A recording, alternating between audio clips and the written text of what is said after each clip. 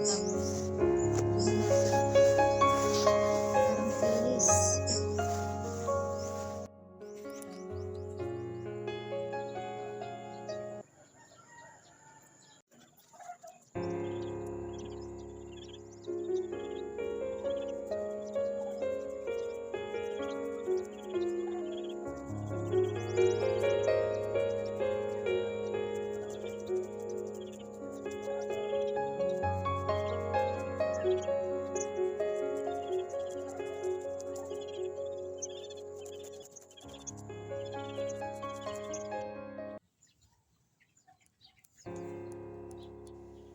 Malalaki na yung dahon.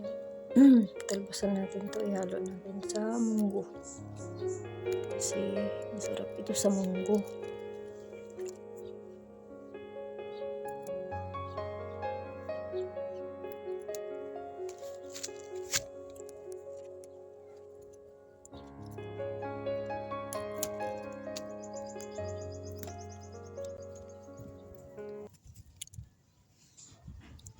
Ito tinanggalan ko na ng mga semento na scrap. Pinalis ko lahat yun para pag pininturahan siya malinis. Alisin natin lahat ito.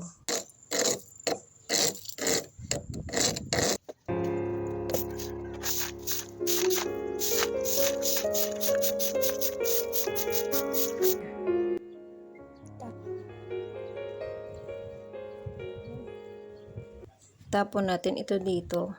Sa baba.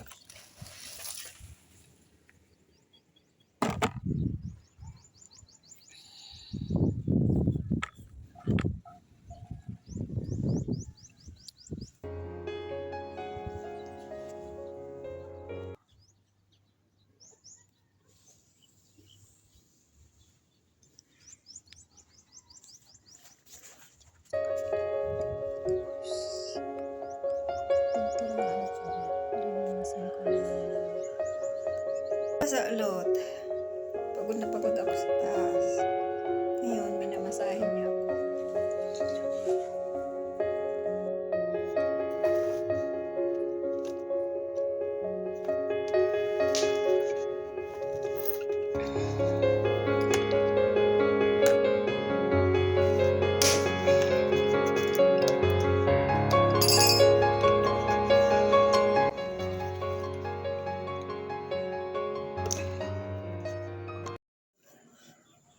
Bali, naka 8 liters ako na Boysen Flexi-Band dito sa itaas.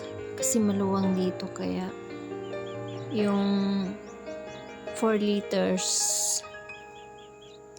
kulang. Kaya dalawang 4 liters, 8 liters lahat ang naubos ko dito. Dahil dinodoble ko kasi ng pagpintura para makinis yung sahig. Kaya working hard dahil medyo maluwang itong itaas ko, pero at least naayos ko na siya ngayon. Hindi na siya tumatagas sa baba. Pinagtiyagaan ko lang talaga itong ayusin. Kasi kung hindi ko aayusin, kawawa ko sa baba.